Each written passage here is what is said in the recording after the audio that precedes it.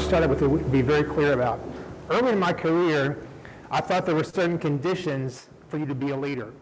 And those included having a certain title, having people report to you so that you were the boss, and having an office with the door that closed, because that was the holy grail that, I get to be in a hard office, I'm a real leader. But that's not true. I had a leader pull me aside and tell me, Pete, you're a leader because you influence people. At that point, I didn't have a title, I wasn't in a hard office, people don't report to me. And it really stayed with me, that's why we're all leaders. We all influence people. And if you follow John Maxwell's thinking about leadership, he says it's basically just a person of influence that makes us a leader. So today we talk about leading teams. We all have teams, whether we have employees or not. A lot of you in small businesses, you're the only employee. Some have a few, but you all have teams that you work with. And we're going to talk about how you build that trust and earn that trust with your teams. The first thing we're going to talk about is the environment we have to build this trust in, because it is incredibly complex and difficult for that. There's some data on trust. Some recent surveys have been done from a business perspective about sort of the state of trust overall in business. Some things you can do to build trust within your teams. And then finally, some things specifically about building capabilities so that when you leave today, there's something you can start doing differently, more of, less of, to begin to earn the trust of your teams. Start with the environment and how complex it is. And my belief is that the environment today for a business leader is the most complex it has ever been, full stop. There's so many things that are happening that make it hard and challenging to build trust. Because as leaders, we are grappling with two somewhat competing priorities. The first is to perform, to make the number, to hit the plan, to do whatever is required on a day-to-day perspective for our business, to lead our teams, lead our people, take care of our customers, work with partners. We have to perform. At the same time, we must transform our business. We have to think about, okay, in 3 years, when my business shows up in 3 years, will it be ready? Will it be agile? Will I be resilient? So we're thinking about our culture. We're thinking about our long-term view of our business. We have to transform how we think because the world never stops moving. So we're constantly having to do both of these. As a smaller business, especially, sometimes that's even more complicated. Larger corporation, the stakes might be higher, but they've got a staff, right? A lot of you are single employee companies. So it falls completely on you to think about how you perform and transform your business. In the environment of supply chain issues, we've all gone to a store and said, this week they're out of cereal. Next week, they're out of frozen vegetables. I mean, the supply chain still has not solved itself from the pandemic. You go buy a car, cars aren't available and ready because of supply chain issues, or parts to repair something in your house. So that has caused immense chaos. Job changes. You hear it's called the Great Resignation. I prefer the Great Reshuffle. Because even today, the government announced that unemployment was back to a pre-pandemic number in the US. Right? People are going back to work, but they're going back to work at jobs that matter to them more than jobs that mattered to them before the pandemic. So it's really a reshuffling of what people feel like is important to them in their careers and what they want to do. Different work models. Some companies have gone and stayed fully virtual. Some are saying everyone come back to work. Most companies are somewhere in the middle with hybrid. And what does that mean? Well, it means whatever you want it to mean. I mean, you could say you can come in on Mondays and Fridays, you come in on half days, come in when you want to, when you like to. And it's really putting burden on leaders to say, what are our policies? What are our beliefs around hybrid? How does that look? How do we do that in a fair and equitable way? Asynchronous teams are becoming far more common. Slack, Teams, there's all kinds of the IM functionalities we can have to communicate, and it's immediate, and it's great when everyone is live and together.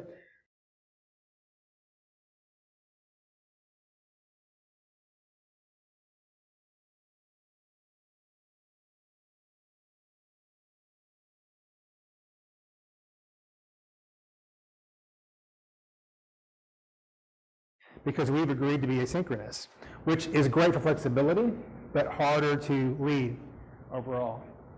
All kinds of pivots, things that we think are going to happen don't, things that do happen we are expecting, it's making it more difficult, and that's just the nature of the world we live in. And then finally, the multi-generational workforce. Now, there's 4 very distinct generations in the workforce. Let's talk about that for just a moment. And every generation has a perspective, and I know I'm doing a broad brushstroke here. This last data point about that half of business leaders have defined what trust means to their company. And you may be thinking, well, just half? Wouldn't there be more? And the challenge is not so much defining what it is, because you could say the basics, right? We define trust as, keeping our word, making and keeping promises, being transparent. The challenge is not stating what trust is. The challenge is, do you have sort of the cultural infrastructure support that statement? Because if it's not believed by your leaders or for a larger corporation, believed by your employees, it's part of your fabric, then just saying it is an empty promise, and you can't meet that promise, and it'll come back and bite you. So that's one of the biggest challenges around why more companies haven't really defined that. So really good news on trust is almost 80% of employees trust their coworkers, trust their team, which is really fantastic and says a lot about a lot of the work that's been done for decades now on teamwork and positive teams and the capabilities around being a positive team member. So that's really, I think, added to why that trust score is so high. Some more data. These are the top 4 drivers, if you will, from a business perspective on trust. And the first one is around data and cybersecurity, which, think about that. When we offer our credit card, our personal information, our home address to a company, we are trusting they're going to protect and honor that. And so it's something about, even as a small business, that also works for you as well. When someone goes online and buys your product or your service and gives you their information, they're trusting you with that. And that's a really, obviously, a very important trust aspect. The second is treating employees well. Pretty common sense, especially in this great reshuffle. If you work for a place that treats you poorly, you've got options. You have a lot of options to go work somewhere else. Ethical practices. It's encouraging to see a lot of, especially larger companies, really being serious about their ethical behavior by having senior level people, and that's their role and responsibility to set policy and to drive that. I think, Enron was a big wake-up call years ago for a lot of people, but now it's sort of spilled over even to, again, the online view of thinking about reviews, because just because something might be legal doesn't make it ethical. And as consumers of information, of products, if we feel like we've been treated in an ethical manner, we're going to share that online. So keeping that in mind as businesses. And the fourth one is admitting mistakes. Kind of like the example I gave a moment ago about we're out to eat, but just being forthright. I mean, as humans, we're pretty forgiving. If someone does something wrong or harms us, if it's a sincere apology, right, it comes in 3 parts. I'm sorry, I know what I did, caused you harm. Here's what I'm going to do to make it right, and here's what I'm going to do to make sure it's happen again, right? A 3-part apology. When that happens, even at a business level, we're pretty forgiving. We're going to give you another chance. And it lets us trust you more because we experience that process with you. Now here's an assessment you can consider using for your teams. Pretty simple, just a few statements. You can read the words and they're all kind of trust-related words. You see things like, keeping your promises, transparency, being honest about mistakes. Safe environment's so important. If the environment's not a good place for you to say something that you think might get you in trouble, you're not going to say it. You're not going to offer feedback. You're not going to be engaged. But you can use these questions and share it with your team and have them fill it out. And then collate the answers and kind of say, so what's sort of my baseline of trust for my team? And my suggestion is that you really want to focus on getting to a score of, in the 4s, past this green line. Because look at this scale. If you come back at less than 4 and your overall trust index is sometimes, we shoot for more than sometimes, right? We want to be higher than that in our overall trust perspective. So something you can use to set a baseline, and then in 6 months do it again and see how you move the trust needle in a positive way. And if you have a question that's an outlier, you can focus on that one and really figure out how to move that forward. So some actions, the trust sequence. In my mind, leaders have to go first on trust. It's a leadership responsibility, I believe, and it starts with us because when we enter a new relationship, As a leader, we've got to go first. We have to make it easy for someone to trust us and give them reasons why. And these are 3 questions that I've used multiple times when I have a new dynamic, someone I'm working with, and now I'm their leader, either formally or even informally. And I say, I'm going to trust you unless you give me a reason not to. And I had to, it's like, I realize that we're brand new in this relationship, and I don't know what your history is with past leaders, but I'm going to start by trusting you, right? And I will earn your trust over time. But I'm going to start by trusting you. And it starts with, I trust you that you're going to come to work every day, right, and do the absolute best you can. I think there's no person that wakes up and comes to work and goes, today I hope I'm really marginal at work. No, we come to work wanting to make a difference, wanting to know what we do makes a difference, and working with people that care about us and we care about them, right? I'll tell them, I trust you to tell me if you see something. You're closer to the work than I am, right? You're closer to our customers, our processes. If you see something that's going to harm someone, a customer, a partner, I trust you're going to tell me. So statements like that early on in a relationship help create a framework for trust from a leader perspective, but the leader has to go first. Of course, who goes next is the employee, right? Someone that's on the team. And how they go next is they watch and listen, and they report to each other, right? So if you come out with a strong trust statement as a leader first, you've got to back that up, because people are watching everything you say, everything you do, and they're looking for any kind of incongruence. Well, he said this, but then this happened. So I'm not sure if I trust him yet. Or she said this and did this. That matches. That's good. Trust is being earned over time. And they also talk to each other, again, what was said, and then what happened.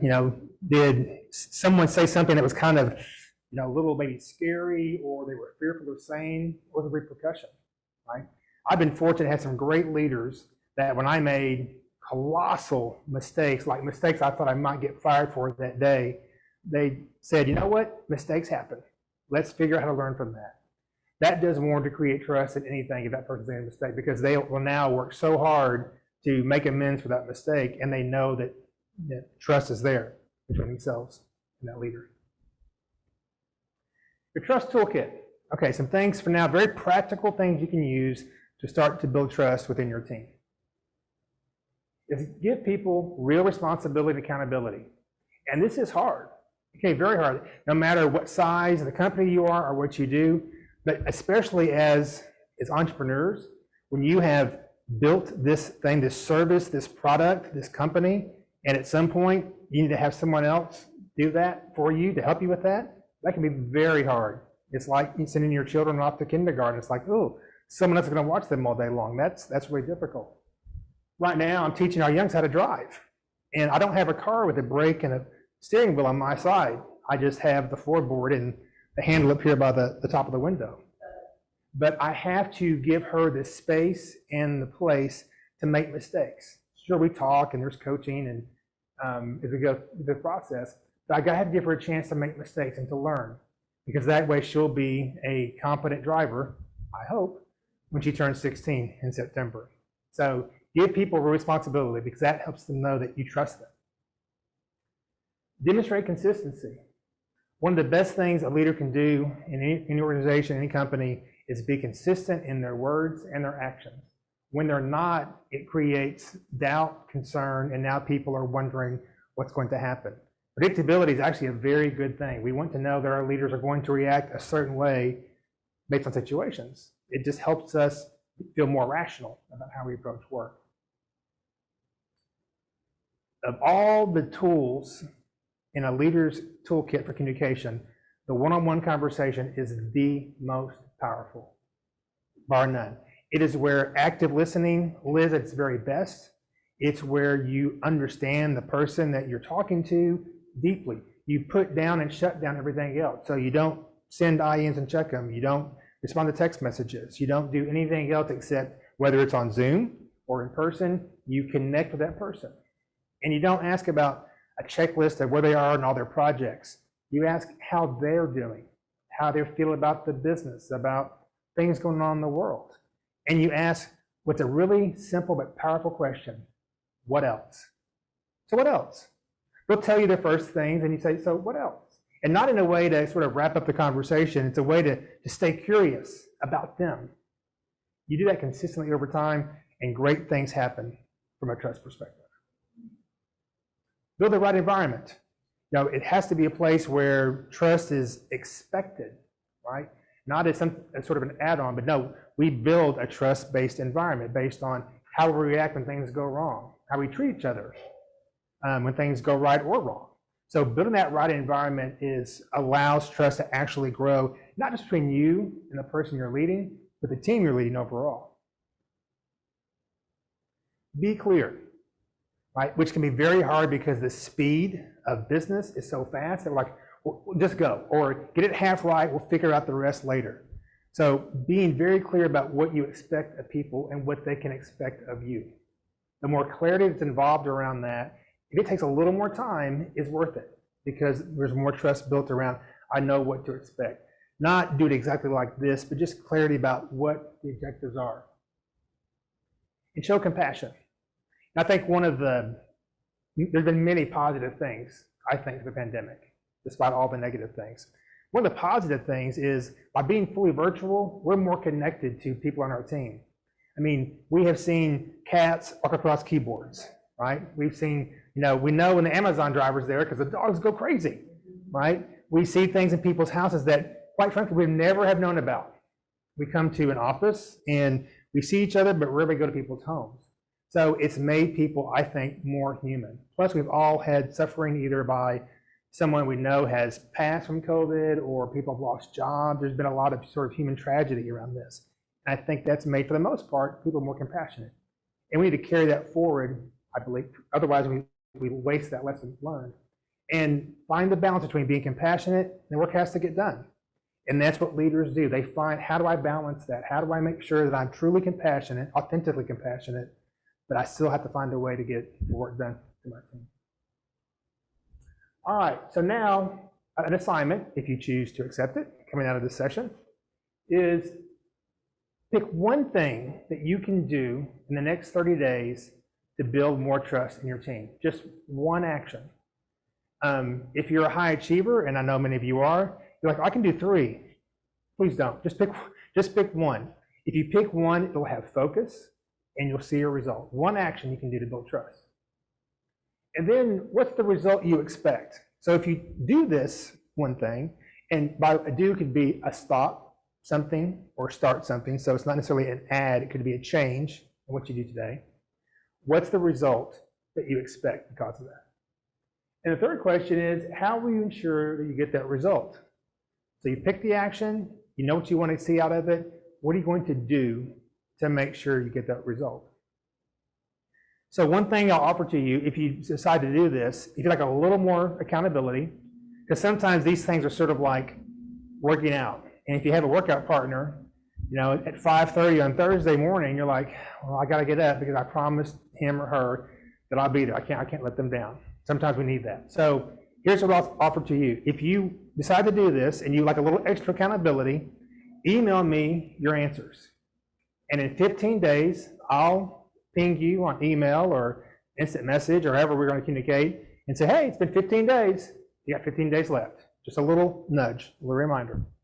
And then on day 31, I'll contact you and I'll say, so how'd it go? Were you successful? Did you run into unexpected obstacles? What didn't go as you thought it would go? What have you learned? So take me up on that if you'd like to. I know we're going to share my contact information online, but also it's on the last slide of my presentation as well. So happy to do that for anyone that would like that extra accountability step. And that is my presentation. Happy to take any questions that anyone has.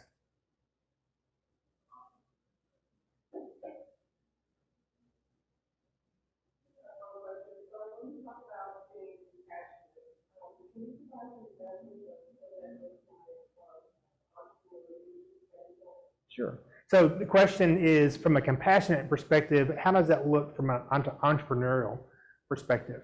So let's pick a situation. So one of your partners that helps you in your business, maybe they provide a resource, like a product resource or something that feeds your business, right? they have a situation that they said, I'm sorry, I cannot meet my obligations to you this month because my parents got sick or my child's got sick, and I'm so sorry, but I can't deliver that to you. And it's a critical part of your supply chain, right?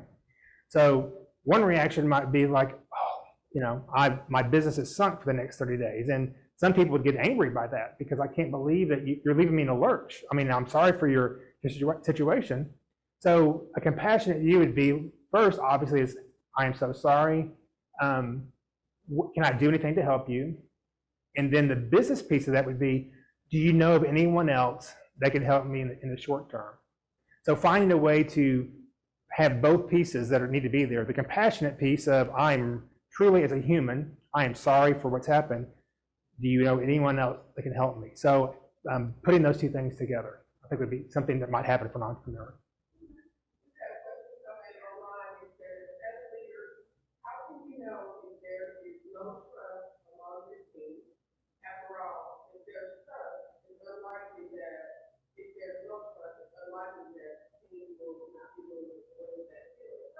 Right. So I'm going to make sure I get the question paraphrased right. So as a leader, how do you know if the trust is low in your team? Because if there's already low trust, they're less likely to tell you that there is low trust because they're not incented to do that. So if we go back to this assessment I showed you, if you suspect that maybe that's the case, or you just want to kind of make sure that it's objective, find a resource that can manage that for you. Have that person, someone that you trust, that maybe can send out that assessment to your team members, collect it all, and then give you back the scores without any names attached to it, right? And let your team know that, look, I've got a friend who I trust, maybe not a friend because they think that's too close to the person, but someone that you trust that can administer that assessment so that it's objective in that regard. And then that could be a way to bring the scores back in. Another way is you can also set up an anonymous survey yourself. Like SurveyMonkey, where it doesn't track who said what. So it's a lot of people think that surveys aren't anonymous and some are not, but most of the time they truly are. And so you can use it. It's a third-party survey tool. It's a free SurveyMonkey account that you can use to send out to your teams.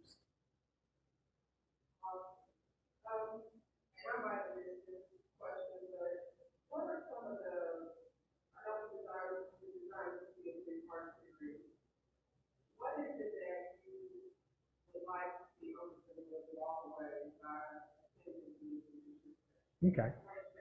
Sure. So the question is, what do I hope for entrepreneurs to get from attending this three-part session? In I'd say a single phrase is that you have stronger core leadership capabilities than you had when you started. Because if you are measurably and visibly a stronger and better leader, you will have more success in your business because you'll just think differently about it. You'll think like a leader, which, being a business owner and being a leader are separate but related things. You may be the leader of your business because it's your business, but thinking about as a leader and viewing the world through those filters will change not only how you view the business, it will change how others see you. So as you build your business, you'll come across as a leader, as a thinker in that regard, as a leader. So if an employee, addresses an entrepreneur about their leadership issues, help us try to someone says, I have an issue with leadership. Right. Sure. So question for Mimi is, let's say you have an employee and they come to you and say, I've got a trust issue, or it could be almost any concern with your leadership, right? So we'll take this example. Mimi comes to me and says, Pete, I've got some real concerns about some things you've done or haven't done in the last 30 days that, it's making it hard for me to trust you, right? Now, the first human reaction is, right, we go right to defense, or worse, we go to offense and lean into it. Our first reaction should be curious. Be curious. Learn more. Tell me more. So Mimi, tell me more about that, right? It should be responded with a question. I want to know more. Please, because I'm maybe unaware of something. So tell me more. So we're curious and we ask questions and we listen to get that from that person to understand it. And then now we're having a conversation about not a person, but about this thing in front of us, which is maybe a decision that was made or behavior, something they observed. It could have been something they observed about somebody else, not just between these two people. But you pull that out and you understand it and you're open to it.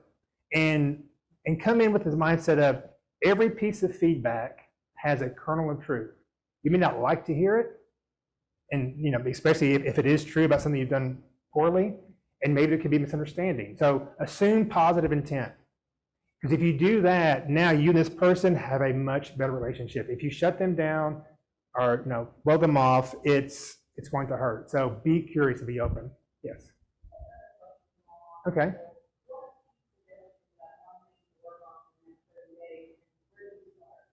Okay. So what's the one thing to work on the next 30 days, and where do you start? So you go back to that. So one thing where you might want to start is what's the level of trust on your team? Maybe it's unknown. So maybe your one thing is, I just want to understand how much trust exists on my team right now, right? That could be a place to start. It could also be, okay, what have I done in the last 30 days? What have been my actions that might have been misconstrued in some way or misunderstood that could have hurt trust? So it could be a review, a recency review, not going back a year, something that you've done recency or in recent times. But if you're not sure about trust, an assessment's a great place to start. If you think that there's a person that you don't feel good about in terms of your trust, start with them. And kind of do what Mimi offered as a question is, go to them and say, you know what, I want to make sure that we're okay on trust. And the dynamic is that you're the, I hate to say superior, but you're the leader of an individual. You've got to approach it the right way, but say, it's important to me to build trust. Can we have a conversation about it? Right? Again, because you want to come off super non-threatening, but start with that one individual that you may have a concern about.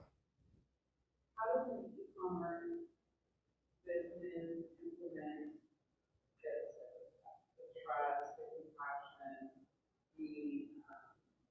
all of that? How does that translate? Okay. So the question is, how does an e-commerce business demonstrate these types of trust? So I would start with, if you can, be objective or find someone who is and have them go to your website and read it. And does anything about that not so much appear distrustful, but does it intentionally build trust? Does your e-commerce interactions, the messaging, everything on your site, does that convey trust? Do you talk about trust on your website? We'll go back to the stat that only half the companies have defined trust, and that's part because they haven't built the infrastructure underneath it. Have you? I mean, do your processes build trust for someone who buys something? But using the word trust on your website and looking at it from that viewpoint. Yes, ma'am. I was just going to add to what you stated. I think that when we start looking at it from a marketing strategy standpoint, your brand and the communication process that you use online are what helps you build trust. So, for example, your brand says, "This is what I'm telling you that I will do if I do." But if you fail to do those things, then it becomes an area where the trust is lost. So if you continue to meet the obligation of what you promise your customer you're going to do through branding, it will definitely help build trust. And there is communication that works around that whole thing that you stated that helps to reinforce the relationship. Right. It's a great point about brand, because what is brand? Brand's a promise to your customers. And so does your brand could state something about trust, or I think it maybe should, and then does it back it up based on my experience as a customer? So we work with a whole lot of solo entrepreneurs that they don't always have a team. I mean, everybody has a team, right? But they don't think about these people as subordinates. How do we take what we learned today and utilize that in all that we do with entrepreneurs? Sure. So Pamela's question is, if you're a solo entrepreneur, how do you don't have a team in terms of like employees, you don't have a direct reports, so to speak. How do you leverage this learning? And I think you leverage it by, again, as a leader, because you're a leader, you're a person of influence. And so can you influence through trust in your relationships? In terms of, and also can you be a trustworthy person based on what you post on social media, for example? Again, whether it's your individual accounts or your company accounts, what do your actions support that you're someone to be trusted? That in itself, I think, is pretty powerful, especially as a solo entrepreneur, because you, in a lot of ways, you are the brand. So what you say and do is the brand and how you build trust. So I think taking these lessons, these tips, and bringing them to just how you act individually as a leader, even as a sole leader. And it's also as a lateral leadership. So they may not be your employees, but they're your partners, they're your suppliers in some way. Don't shy away from, well, I can't lead them because we're equals. No, you can. Leadership works every direction. You can lead up as well as down and across. So don't hem yourself into, well, I don't have anyone to lead. You do, even if it's laterally.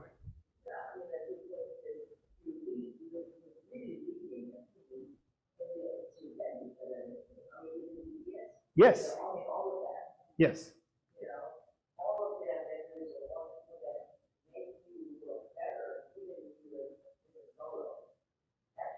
It's a team, exactly. It's everyone in that circle. That's why I try to put it in that circle, because I want you to think about it as a leadership circle, not an org chart. It's not a line. Other questions? No? All right. Thank you all very much. I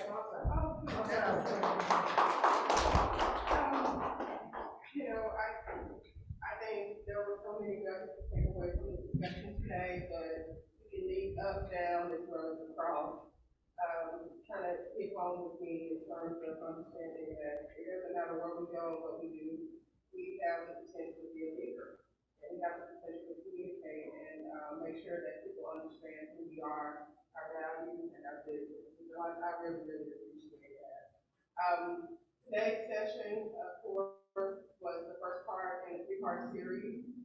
People will be back and talk with us about scaling your leadership as you scale your business on May the 6th at noon. And then in June, we will be back for the third session of this discussion. We look forward to that. First time leadership. The June session leadership for the June session in June. And so we hope that you'll join us for that. Support entrepreneurs and small businesses.